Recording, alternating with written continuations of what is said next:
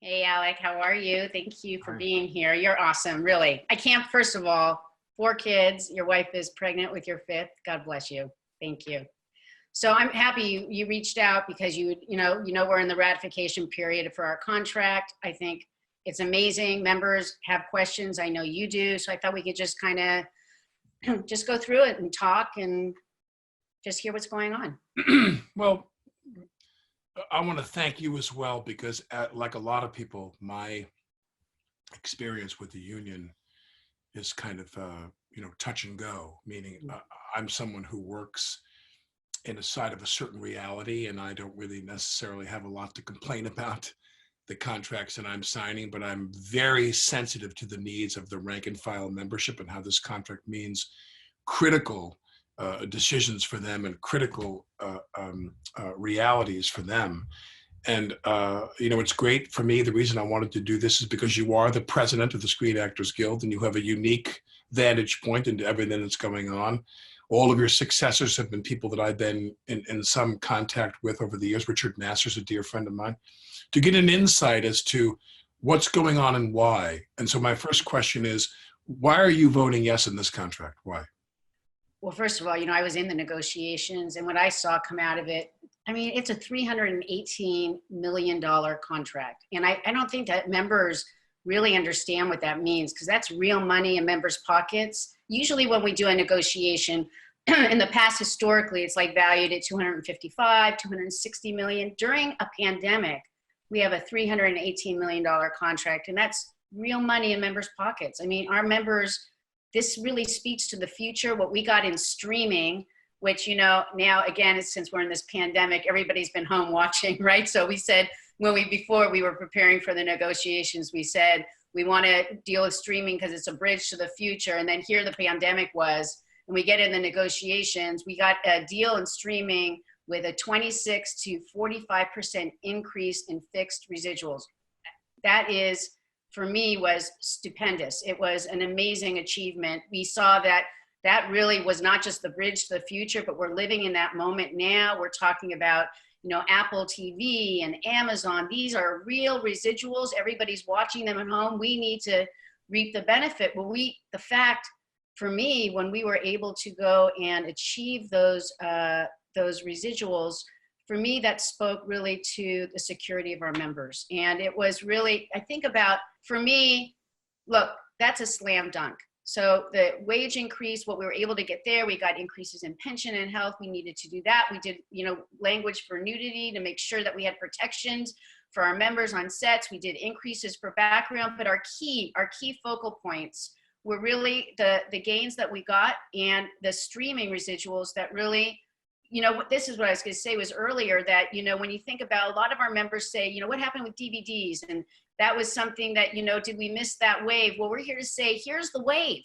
You guys, this is the wave. This is the streaming wave. Get on the wave. And now we're on top of the wave. That's really important. You're taking lessons that you learned from the other waves that we didn't necessarily catch to catch this wave. DVD and all that kind of stuff, which is we all know. I mean, if you have any sense of the way consumers consume the product, we are participants in a market for a product, and they're not consuming that product on DVD anymore. I mean, No. DVD. I've got a room downstairs in my house, a screening room filled with shelves of VHS and DVD. Oh my God. I have closets filled with it. I know. I got shelves of it, of the greatest movies of all time. And what do? I hit Apple TV and I stream a movie. That's right. And that's what everybody's doing right now. I hit YouTube. Yeah, I stream. And the technology, we saw Disney it happening, Plus. but now the technology's here. I mean, it is so here. It was something that we were focused on when we saw the growth of it and we captured it. So that's why, when you ask me, that's what makes me excited. It's a, and I think there's like this thing that goes on out there, which really kills me. Like people say, we didn't get everything. And I'm like, well, you know what? Our contracts are living, breathing entities. So what we do, you don't go in with a grocery list and say, give me everything, and then you're going to get it. You go for the things that are most important. You do what you get those things. We got those things. And then we say, you know what? Next time around, we'll get the other things as well, because they're important. But these were the things that we recognized. This was a committee of all working actors. We had series regulars across the board. And because we're in the pandemic, for the first time, we didn't have people having to leave to work and come back. Everybody from beginning to end stayed in that negotiation. And they were fighting for the members and for themselves. This was the contract of a negotiating team that are working actors. And we benefit from everything we put forward to help support this membership in the union. Now, two things you touched on when you talked about streaming and the success, the inherent victory in the deal you made on streaming. Describe what's happening in broadcast residuals and why that's going down. So broadcast, but one of the issues that people have been talking about is the broadcast residuals in syndication. But first, when I say that to you, what we really recognize is people conflate and get confused. Syndication, we're not talking about cable. We're not talking about streaming. We're talking about broadcast syndication, which actually is 17 shows. 17 shows. I just want everybody to know that. 17 shows. And what we're finding, what we looked with our, we had our chief economist and with all the research as we sat in the room, because all of us actually make great money off of those 17 shows. We all, because we're working actors, you know, that's a place that it's been a cash cow for members for a long time. But when we looked at the decrease, like in the next 3 years, it's going to go down to less than $50 million. It's actually halving itself, you know, as we move forward. We were, and the fact that people were really concerned with, you know, oh, these members who make money off these shows, they're going to stop. No. When we did this syndication deal, we went and changed the formula for payment because it's so expensive to do syndication. It's kind of like it goes to, it's syndication we're talking about is like the rabbit ear television that you watch, you know, right. Local broadcast stations buy these shows. The licenses are so expensive. That's why we're seeing the decrease. So we, as a body, we said, the people who are in those 17 shows right now, their residuals will not change. So everybody needs to know that because everybody thinks you're taking that money. That money will not change as long as those licenses exist. If they're extended again, those residuals remain the same. So the people that are getting these residuals now in broadcast syndication, right? Those residuals are protected. They're protected with these licenses that they have. We're not invading the license, but what we recognize, there are really big shows that are not in syndication because it's so expensive right now. They can't afford it. Now that we've changed the formula. I was on one. Huh? Yeah, you were on one, right? 30 Rock. So now. I want a beacon. It's it's really your beacon. Really? Because people think that you had it and it didn't happen. Now as a result of this new residual that we've created, the new way of formatting the residual, you will be able to get it. So you'll get, members will get whose shows never went into syndication will now get money not only from syndication, but now they're going to also get the benefit of the 26 to 45% increase in streaming residuals. So our job when we're negotiating is to make sure that our members are continuously finding different revenue streams. And that's what we did in this negotiation. Again, the people who are on shows that are licensed in syndication, we are not talking about cable or streaming. Those 17 shows, they will continue receiving the residuals under those licenses. It's going to be for all the shows that we think are out there, syndicated that aren't. They will have the opportunity now to be syndicated, a new income stream, plus the incredible growth in residuals, fixed residuals for streaming. That was a good deal. So the old school of like shows like Seinfeld and Friends, I mean, old school to me. And but the shows that had major successes in syndication on broadcast TV, they were sold for millions upon millions of dollars. That's not the way. That model is dying. No one's doing that anymore. Totally. I mean, that's why we're seeing such a decline. When we worked with our chief economist, and he was showing us graph after graph. We've been recording now for the last 10 years, right? And we're seeing the decrease. It is riveting. So again, that's really the job of the negotiating team. We're sitting there, all working actors. We're looking at all the facts. I wish everybody would look at the facts. We have the research out there for them. They're looking at it and they're saying, you know what? It's leaving us. This thing that really fed us. So why do you think these people that are opposing the deal are using that as an example. Why are they trumpeting all this nonsense about the broadcast syndication? Well, you know what? I think there are different people who are fighting, right? So you have really good-hearted people who actually didn't read any of the information, and they heard from a friend who they really liked, and they, you know, heard what they were saying, and then they, you know, it's like telephone. When your kids play it, you hear one thing, it goes out the ear, and you say it a little different. I think what's happened is this a snowball effect, because the truth is, they haven't come to us to ask about it. They're not, you know, clearly the information, when we have the numbers that are being thrown out that they're saying, we've had our chief economist look at these numbers. We've had our legal staff. They said that it's so false. They don't even know where these numbers are coming from. But I think what you're seeing is, again, people, it's a telephone thing. And then you have a smaller group of people who are really focused on, you know, one thing that they remember, and they're not looking at the information to say, oh, wow, you know what? It's what I remember is left me. It's not here anymore. They don't want to see that. But you know what?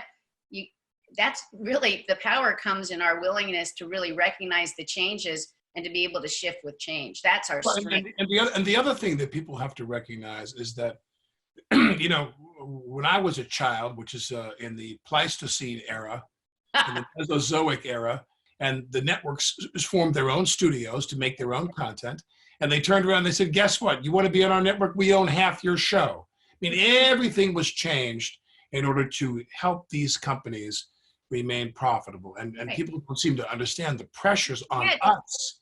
And it's the on the regular, union. when you're talking about it, you know, people really do hold on to that regular TV idea, you know, the 3 major networks that became Right. the 4. That doesn't exist anymore. You're What right. they don't realize is that the businesses have been successful in playing the victim. Right. The networks and the studios have succeeded in manipulating the government to play the victim, and to sit there and say, we're not making that much money. Right. You know, we may be paying our executives $80 million a year, but we're not making that much money. You know, they're very successful at playing the government into changing the regulations to suit them. The number of stations you can own. I mean, Right. But all that's changing now, right? So what we're seeing now is they're actually trying to come up for breath, because you know what? Streaming has changed the entire industry. Right. It is, when you talk about being thrust into a whole new paradigm, here we are. And so that's why it was so important in these games to be able to go and capture these streaming residuals, which are going to be, I just want to give you a perspective, because we were looking at the growth. In 8 years, it will be valued over $500 million. That's with a B, $500 million in streaming. That's what we're going to get from members in their pockets, money in their pocket, $500 million. It's great. You can't walk away from that. If we don't adapt and embrace that, then where are we? But what I love, irrelevant. But I want to get to 2 things. And again, you talk about wanting to go back to the table, and you can't go back to the table. You make the deal and it's done. You give it your best shot. If you could go back to the table, what's something you wanted that you didn't get? What's something you tried to get that you couldn't get? If I could go back to the table, I think that I'd like to be able to get a little bit more for everybody. I mean, the truth is there was a lot on the table, and I without going through the package, I always want to get more. So it's not, I don't think it's about, if I go back to the table, there's really not, I don't believe there's going to be more to be had. That's the problem. I mean, when people are saying that, so, we talked about this earlier. Again, I come from a place, and people know this, I will support an action, whatever is best for the members, but I believe that there has to be strategy. And if you're looking at where you're at, right, you can't just jump in and say, with indignation, I didn't get what I want, because we got great stuff. So what is it you didn't get? Is it worth the idea that you're going to go and you're going to sit at the table and start from ground zero? Are you willing to lose those incredible gains? Because you risk everything, right? There's no mandate that they have to go and continue they'll sit there and continue negotiating, but they don't have to come to a deal. We're in a status quo kind of situation right now. So we just sit at the table, they take everything off, we fight for each thing to try to build it. Maybe we don't get what we had because the economy's changed.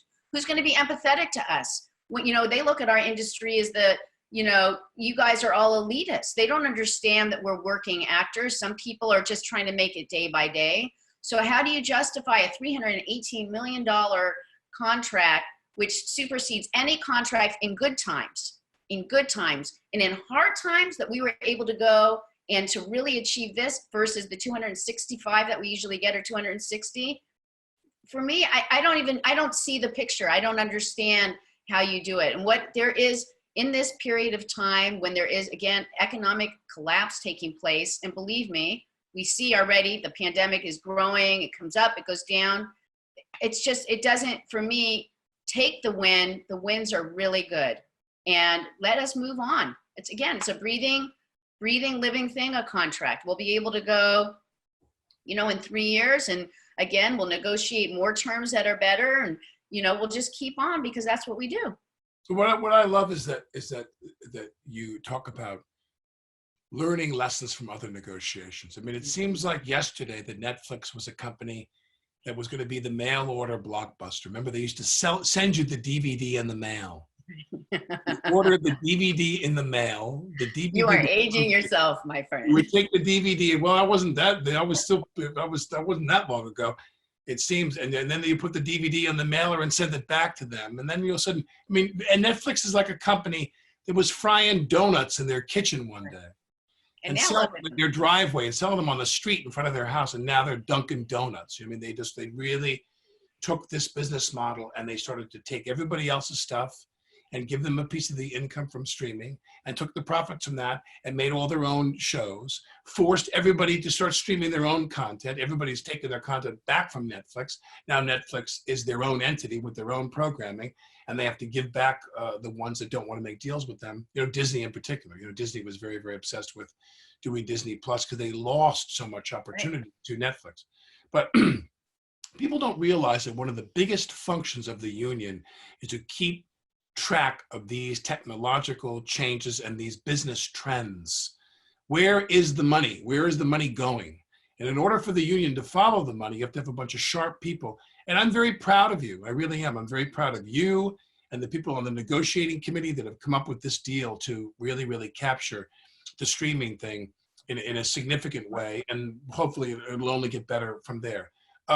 What's the biggest, my last question for you is, what's the biggest misunderstanding about the deal, as far as you're concerned, what you're reading?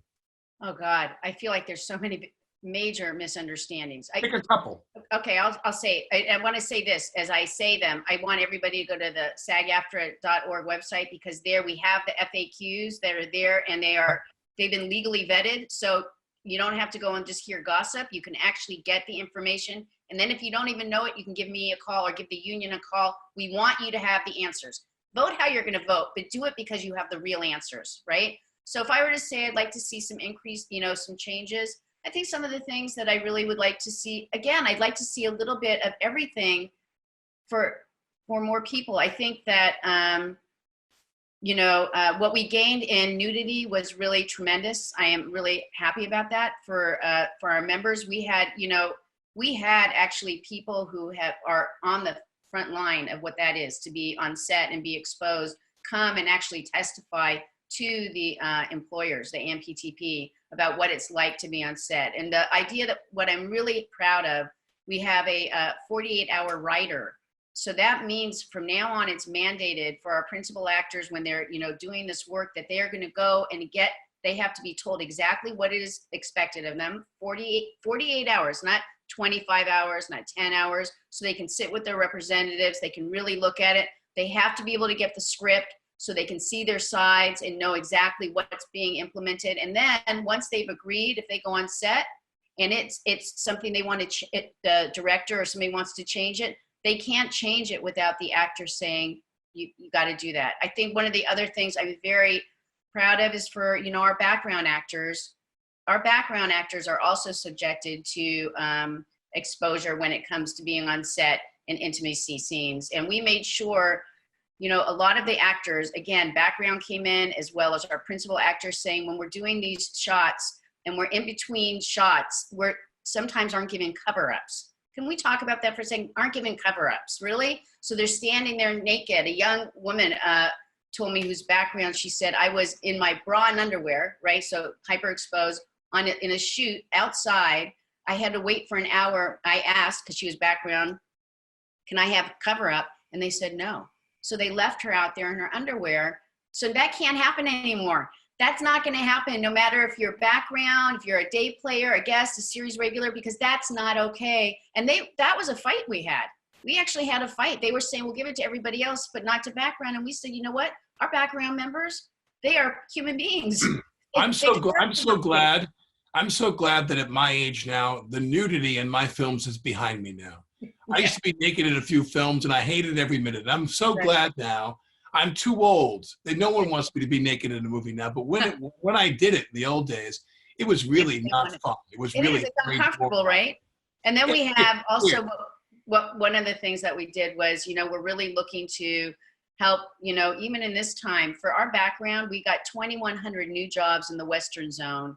That's going to be real money in their pockets. And again, it's a hard time. So for us to be able to add those numbers to the workforce is really, is something that is really meaningful. So we did that. We worked on, you know, on episodes for stunts. We were able to episodics to help to increase their wages there. So, I mean, there are things that we did. Everybody got something, but the place where people got everything, again, is in our streaming and in the $318 million. I mean, and in the end, again, our job is to make sure that we can go and touch as many people as possible. And I think we did that. You've done a great job for this union. You've done a great job for this union. You and your team, the people that you work with, you've done a great job for this union. These are tough times. These guys are always out to kill us. They always want to take away as much as they can. They never feel like they're making enough money. If they could computerize the whole thing, they would. They get rid of the actors, you know what I mean? Because computers don't break up with their boyfriends. Computers don't go to rehab. Computers don't forget to set their alarm clock. They'd love to get rid of the performers if they could, in my mind. You know, actors to them are really, really tedious. And yet you represent, you are the president of the Screen Actors Guild, the union for people who shoot film and television. And I want to say you've done a great job and your people have done a great job. And I want to encourage everybody to vote yes on this contract. Vote yes. Because in one sense, I think people are counting on us. You realize how important at this time in our lives entertainment is in the lives of people. They want to watch TV, they want to watch a movie, they want something to take their mind off of. They want to sit with their whole family together on a couch. We're back to that whole thing. You know, the TV is the fireplace. And I never dreamed how much people would write me. They write me online all the time. I'm sorry about my hair, everyone. They write me online all the time and say, oh, thank God, you know, 30 Rock is so funny, or I watched this movie, or I watched this, I watched that. What we do is important in the lives of people. And we want to make sure that as many of our brothers and sisters in the union are taken care of.